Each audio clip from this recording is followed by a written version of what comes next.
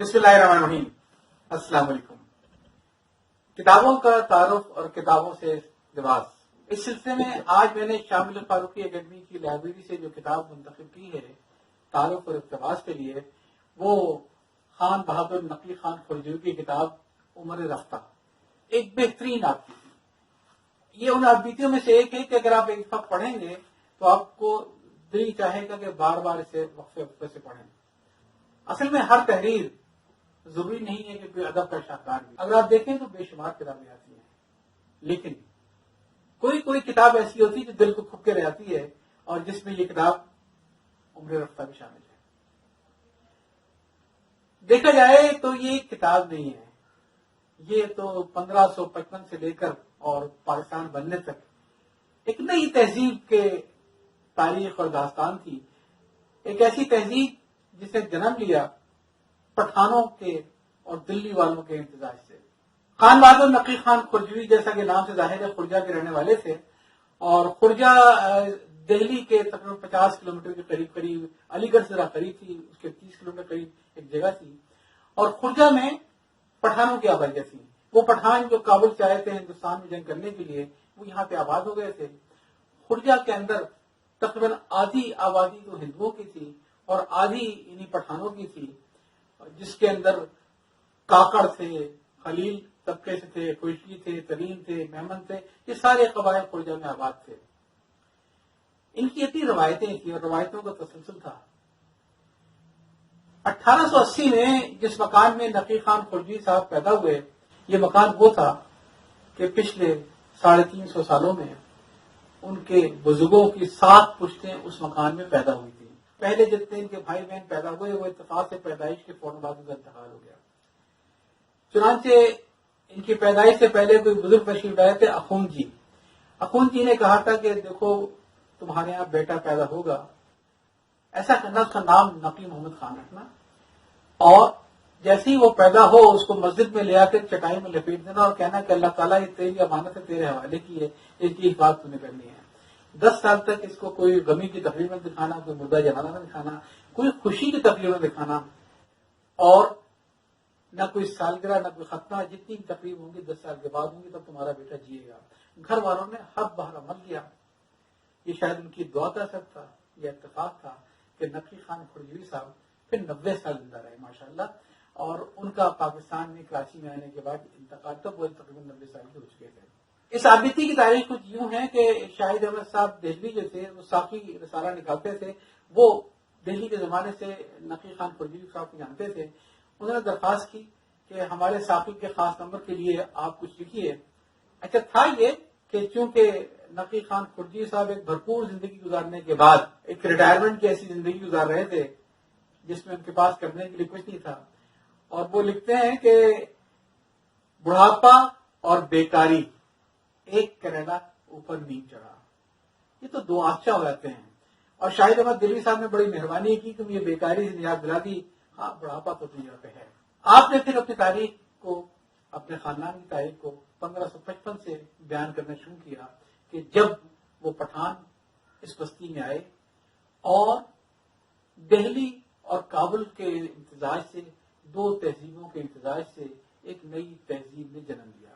وہ پٹھان جو دہلی میں آئے تھے اپنی شجاعت اور اپنی خودداری کو نہیں بھولے۔ اندازہ لگائیے سن 1857 میں جاٹوں نے خرجہ پر حملہ کر دیا اور ان کی نظر تھی وہاں کے رئیس ہندوؤں کے اوپر۔ تو یہ خرجہ کے پٹھان تھے کہ جنہوں نے یہ کیا کہ ہندوؤں کی جتنی عورتیں تھیں سب کو حفاظت سے اپنے گھروں کے زنان خانے پہنچایا، اپنی عورتوں کے ساتھ رکھا ان کو، اور خود تلوار لے کر مسلح ہو کے باہر جاٹوں کے مقابلے بھی نکل گئے کہ اگر تمہیں ہندوؤں کو ماننا ہے تو ہماری لاش سے گزر کے ماننا ہوگا۔ یہ تھے اس دور کے شرافت کے نمونے، اور یہ تھی اس دور کی تہذیبی اقدار کہ جہاں مسئلہ مذہب کا نہیں تھا، مسئلہ انسانیت کا تھا، مسئلہ پاس پڑوس کا تھا۔ اچھا، عجیب نمونے اس کے آبیتی میں لکھے ہیں، اپنی غیرت کے، اپنی حمیت کے اور اپنی خودداری کے۔ اپنے چچا کے بارے میں لکھا کہ ایک بار چچا نے اپنے ایک دوست کے چاقو مار دیا۔ اس زمانے میں فیشن تھا کہ چاقو کے اندر چھلنا ڈال کے قبریں باندھ دیا کرتے تھے، تو دوستوں میں لڑائی ہوئی تو دوست نے یہ کیا کہ اپنا چاقو نکالا اور مارا اور اسے زخمی کر دیا۔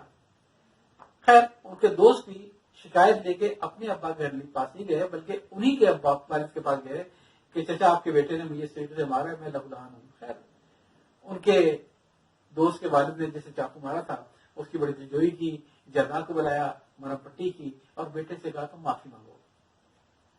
بیٹا بھی ایک پٹھان، اس نے کہا غلطی تو ہوئی ہے لیکن معافی نہیں مانگوں گا. باپ نے بڑا اصرار کیا معافی مانگ لو اس سے، دوست تمہارا، نہیں معافی نہیں مانگوں گا. تو پھر باپ نے یہ کیا کہ اس کی کمر پر سے انہوں نے قمیص اٹھائی اپنے بیٹے کی اور اس لڑکے کے ہاتھ میں چاقو پکڑایا کہ دیکھو اس نے جہاں جہاں تمہیں چاقو مارے تھے تم وہاں وہاں اس کو چاقو مار کے اپنا بدلہ لے لو.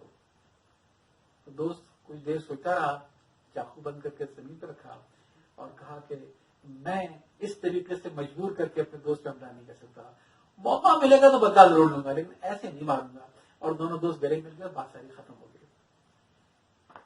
اتنی خودداری تھی کہ بتاتے ہیں کہ ایک دفعہ ایک کسان تھا جو اپنی کھیتوں میں مچان کے اوپر بیٹھا ہوا کھیت کی نگرانی کرتا، خوف سے پکڑا ہوا اور بڑھ رہا ہے. اور وہاں سے کوئی نواز صاحب گزرے عبداللہ خان، تو ان کو بڑا غصہ ہے کہ تعظیم میں میرے کھڑا نہیں ہوا، میں ہاتھی سے گزر رہا ہوں اور یہ دیکھا تک نہیں ہے. تو شدید غصے کے عالم میں انہوں نے کہا یہ اپنے لوگوں سے کہ رات میں جب سو جاؤ تو اس کو اپنی چری پہ بڑا ناز ہے، پوری چری کاٹ دو اس کی اور دروازہ اس کا پاڑ دو، اس کو دروازہ کھلے نہ پائے، اس کی کھیتی سے کڑی ہو. جب وہ پٹھان سو کے اٹھا تو دیکھا اس نے دروازے کے سامنے ساری چری کا ڈھیر تھا اور ساری چری کاٹ دی گئی. سمجھ جانے کیسی حرکت ہے لیکن انداز سے لوگ کیا. جب وہ عبداللہ خان صاحب دوبارہ گزرے تو پٹھان نے کیا تھا کہ مسجد کی چھت کے اوپر چڑھ کے بیٹھ گیا، حقہ ویسے ہی گڑا رہا اور اس نے ان کی طرف دیکھا تو زور سے کہا دیکھ عبداللہ خان میں آج اللہ کے گھر کے چھت پر بیٹھا ہوں، آج بھی تجھ سے اونچا ہوں، آج بھی ویسے حقہ پی رہا ہوں. یہ ہوا کہ وہ صاحب جنہوں نے حرکت کی تھی وہ نہ صرف ایک شرمندہ ہوئے بلکہ انہوں نے اس کا سارا نقصان بھی پورا کر دیا. نقی خان خرجوی کے والد دوست محمد خان یہ براہ راست پولیس میں انسپیکٹر بھرتی ہوئے تھے، جو ایک بہت بڑی بات تھی اس دور میں، کیونکہ جو دیسی لوگوں کے لیے جو سب سے بڑی پوسٹ تھی وہ انسپیکٹر کی ہوتی تھی. جب دوست محمد خان صاحب انٹرویو دینے کے لیے گئے، اس انٹرویو کے احوال نقی خان خرجوی صاحب نے کچھ یہ بیان کیا کہ جب ان کے والد دوست محمد خان انٹرویو دینے گئے تو 3 لوگوں کا بورڈ وہاں بیٹھا ہوا تھا، جس میں اتفاق سے مولوی نذیر احمد صاحب بھی تھے اور انسپیکٹر جنرل جو کہ انگریز تھا جس کا نام تھامس تھا وہ بھی تھا. انسپیکٹر جنرل نے ان کے والد سے سوال یہ کیا کہ خیانت مجرمانہ کا کیا مطلب ہے. ان کے والد نے جواب دیا کہ اگر کوئی اپنا سامان کسی کو سونپے اور اس کو واپس نہ کرے تو اسے کہتے ہیں خیانت مجرمانہ.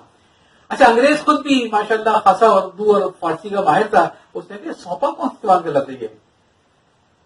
تو مولوی نذیر احمد صاحب نے ذرا اس کو بتایا کہ جناب یہ کہتے ہیں کہ کسی کا اپنی چیز کسی کے حوالے کرنا، کسی کو سونپنا، اور ان کا تعلق چونکہ خاص دہلی سے ہے لہذا یہ دلی کی عورتیں بھی لفظ بہت استعمال کرتی ہیں.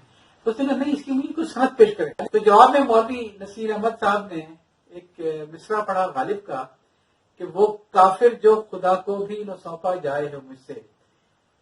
یہ مصرع انہوں نے کہا صنعت دکھاؤ، دیوان غالب جا کے صنعت دکھائے گی، مطمئن ہو گیا اور اس نے ان کو کیا. تو ایک دور وہ تھا کہ جبکہ اردو کی اتنی قدر تھی کہ انگریز بھی اگر اردو سے استعمال کریں تو اس کے لیے پھر مزید سوال جواب کی گنجائش تھی کہ ان کے والد صاحب پولیس میں بھرتی ہوئے. اپنے بچپن کے بڑے مزے مزے کے قصے لکھے ہوئے ہیں. مثلاً جو لکھتے ہیں کہ ان کو بڑا شوق ہوا کوئی چیز میں لکھوں اور کوئی چھپاؤں، تو مضامین تو کوئی چھپے نہیں، انہوں نے خود ہی اپنا ایک ناول لکھنا شروع کر دیا. اس ناول کا پلاٹ یہ تھا کہ کسی ریل کے سفر میں 2 عورتیں برقع پوش ایک ساتھ سفر کر رہی تھیں، ایک جیسے برقعے تھے، اور واپسی پہ جب وہ ٹرین سے اترتی ہیں تو اتفاق سے وہ بدل گئی، الگ الگ پالکیوں میں بیٹھ گئی. ایک صاحب کی بیگم دوسرے صاحب کے گھر چلی گئی، دوسرے صاحب کی بیگم پہلے صاحب گھر چلی گئی. پہلے میں کہیں پڑھ رکھا تھا، اس میں تھوڑا بہت اضافہ کر کے میں نے لفاظی لی. اس ناول کو لکھنے کے چکر میں پھر یہ مسلسل مسودے لکھتے رہے اور ایک دن بڑا خوبصورت سا میں کوئی لو لیٹر لکھا 2-3 صفحات کا. ایک کردار نے جو دوسرے کردار کو گیا تھا اس کی نوک پر درست کی، تکیے کے نیچے رکھا اور اسکول چلے گئے. قسمت کی خرابی ایک دن ان کے والد صاحب گھر آئے، وہ خط ان کے ہتھے چڑھ گیا. جب وہ خط ان کے ہتھے چڑھ گیا، اکیلا خط، تو گھر میں کافی بلوا ہوا، کافی کلاس لی گئی اور نتیجہ یہ ہوا کہ ان کو خرجے سے بریلی بھیج دیا گیا کسی اور کزن کے پاس کہ وہاں ان کی تربیت کی جائے. یہ اپنے گھر سے کٹ گئے اور دوسرے شہر چلے گئے جہاں ان کی کزن سسٹر اور کزن ان کے بڑا نگرانی میں پڑھ رہے تھے اور ماں کے لاڈلے تھے لیکن ملنے کی یاد نہیں تھی. اتنا اس دور میں تہذیب اور اتنا اس دور میں تربیت ضرور ہوا کرتا تھا. خیر ماں بھی بے قرار تھی، والد کی بھی طبیعت کافی خراب ہو گئی. پھر انہوں نے ڈرتے ڈرتے اپنے جو بڑے بھائی جن کے پاس رہتے ان کو بتایا سر احمد، اور کہنے اگر آپ جائیں اور دیکھ لیں تو فلاں جگہ الماری میں پورا ناول کا مسودہ رکھا ہوا ہے، یہ اس کے 2 صفحے تھے، میں نے کسی کو لو لیٹر نہیں لکھا تھا. ایسا ہی ہوا، وہ گئے، جا کے نکال کے دکھایا ان کے والد صاحب کو، پھر ان کی بخشش ہوئی اور واپس یہ اپنے خرجہ اپنے گاؤں آ گئے. ان کی کتاب سے ایک بڑی عجیب انٹرسٹنگ چیز معلوم ہوتی ہے، وہ یہ کہ ہم سنتے آئے ہیں کہ موسیقی روح کی غذا ہے، لیکن ان کی کتاب پڑھے تو انداز یہ لگتا ہے کہ صرف روح کی غذا نہیں ہے بلکہ موسیقی کا اور روحانیت کا بڑا قریبی رشتہ ہے. خود اپنی انہوں نے مثال دی کہ 17 سال کی عمر میں ان کو اتفاق سے چیچک کی سخت بیماری ہو گئی اور تقریباً جان لیوا بیماری تھی. 12 دن کے بعد یہ بالکل نڈھال ہو چکے تھے اور کہنے لگے پھر وقت ایسا آیا کہ سب لوگ مایوس ہو گئے اور مجھے بھی صرف کانوں میں لوگوں کی آوازیں سنائی دے رہی تھیں اور میں بھی اپنی موت کا منظر قریب سے دیکھا تھا. ایسے میں ماں نے پوچھا بیٹا کچھ چاہیے؟ انہوں نے غنودگی یاد میں کہا کہ مجھے گانا سننا ہے. خود میں گانے والیاں ہوتی نہیں تھی، اتفاق سے دلی سے نبینا آئی ہوئی تھی تو ان کو بلایا گیا اور ان خاتون نے، اس نذیرن نے اپنا ایک بہت ہی خوبصورت گانا شروع کیا. تھوڑی دیر بعد انہوں نے آہستہ آہستہ آنکھیں کھولنی شروع کر دی اور چند دن ماں نے ان کی جو گانے والی تھی اس کی جھولی روپے میں بڑھ دی ہے اور چند دن کے بعد یہ مکمل طور پر صحت یاب ہو گئے.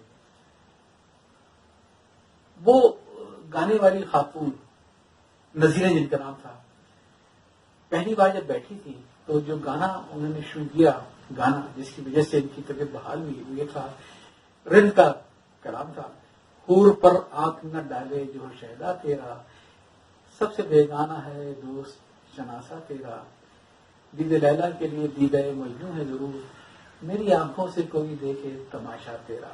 اس کلام نے اتنا اثر کیا کہ یہ فوری طور پر صحت یاب ہو گئے. تو ایسی ان کی کتاب میں اور بہت سارے قصے ہیں. مثلا نے ذکر کیا ہے اپنے زمانے کی مشہور گلوکارہ چھپن چھری کا. چھپن چھری کا قصہ یہ ہے کہ پہلے وہ گانے والی نہیں تھی بلکہ ایک بڑی گھٹیا قسم کی قواعد تھی. اور ایک بار ایسا ہوا کہ 2 شرابی اس کے کوٹھے پہ آگے ان میں آپس میں جھگڑا ہوا اور جب چاقو چلے تو ان کو اتنے زخم لگے چاقو جو یہ لپیٹ میں آ گئی کہ پھر ان کا پورا جسم تھا اس عورت کا زخموں سے چور چور تھا. لوگوں نے اس کا نام چھپن چھری رکھ دیا تھا. ایک دن اتفاق سے کوئی فقیر آیا اور یہ باہر نکلے دروازے پہ دیکھا تو نالی میں سے وہ پانی پی رہا تھا. تو اس کو بڑا عجیب لگا. اس فقیر کو لے کے گھر کے اندر آ گئے، اس کا منہ دھلایا، اس کو کھانا کھلایا. فقیر بھی ایک لنگوٹی میں پتہ نہیں کب کا بھوکا بیٹھا تھا. جب وہ کھا پی کے فارغ ہوا تو اس نے جاکی بھائی سے کہا کہ تو گانا سیکھ. اس نے کہا جی میرے پاس کھانے کو ڈالے پڑے، میں گانا کہاں سے سیکھوں، میرے پاس کوئی استاد دینے کے پیسے نہیں ہے. اس نے کہا تو گانا سیکھ. خیر چلے گئے. تھوڑے دنوں کے بعد اتفاق سے کوئی استاد جی خود ہی کوئی ہارمونیم لے آئے اس کے پاس اور کہا کہ میں تمہیں گانا سکھانے آیا ہوں. عجیب سی بات تھی. پھر جب اس نے گانا سیکھا ہے اور پہلی بار جب اس نے جا کے ایک بڑی تقریر میں گایا تو تقریر میں پورا ایک تمام کے تمام گلوکاروں پہ چھا گئی تھی اور پھر ہر طرف جو نام تھا وہ جاکی بائی اور چھپن چھری کا تھا. اپنے وقت کی اتنی بڑی مشہور گلوکارہ تھی. اور بھی انہوں نے کچھ قصے بیان کیے ہیں. ایک اور بڑا قصہ لکھا ہے اس میں کہ کسی زمانے میں بہت شہرت تھی گوہر جان کی. گوہر جان کلکتے والی، بڑا نام تھا ان کا. اچھا یہ وہاں پہ ایک چھوٹی سی ریاست تھی دیتیا، اس وہاں پہ جا رہے تھے، ان کی ڈیوٹی تھی. تو دیتیا کے جو راجا تھے ان کا شوق ہوا کہ گوہر جان کو بلوائیں. لوگوں کو بھیجا تو گوہر جان نے کبھی نام سنا نہیں تھا اس کا. تو اس نے کچھ آئیں بائیں شائیں کر دی اور جانے سے انکار کر دیا.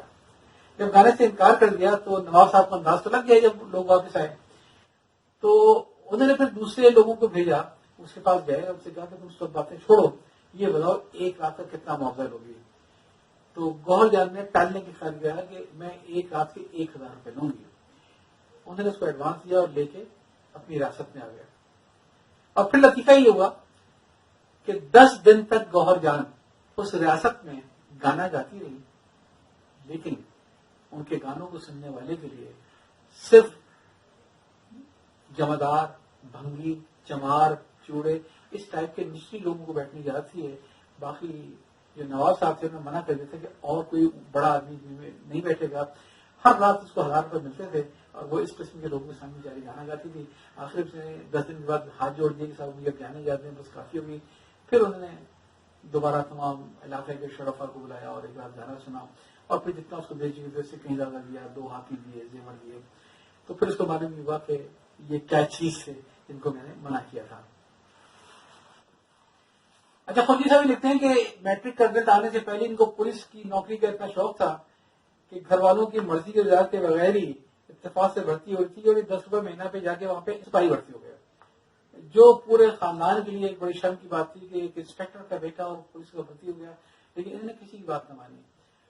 یہ 10 مہینہ بھرتی ہو گئے، پولیس کی نوکری شروع کر دی، نیشنل نوکری دی، اور بتایا وہاں پہ ان کے کیسے ان کے مسائل، کیسے کیسے ان کے حالات ان کے ساتھ پیش آتے رہے۔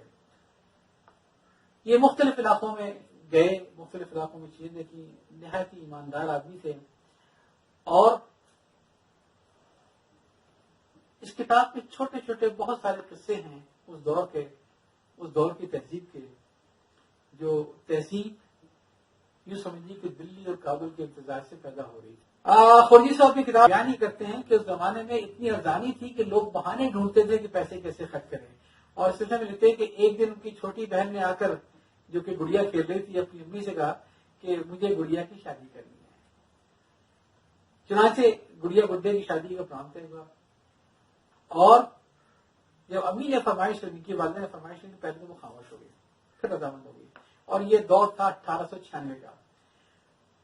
لکھتے ہیں کہ اس کے بعد پھر تجربے کار بیویاں بلائی گئیں، شادی کے انتظامات شروع ہوئے، دولہا کا جوڑا، دلہن کے پشواز، خدمتگاروں کے، نوکروں کے، نوکرانیوں کے جوڑے تیار ہوئے، اور زیور کی تصویر بنی، زیوروں کی تصویر بنی، جہیز کی تصویر بنی، مہمانوں کی تصویر بنی، فرش فروش، روشنی کے انتظامات، کاموں کی تقسیم، جو کچھ بڑی شادی میں ہوتا ہے اس تمام کا تمام وہ گڑیا گڈے کی شادی میں ہوا تھا۔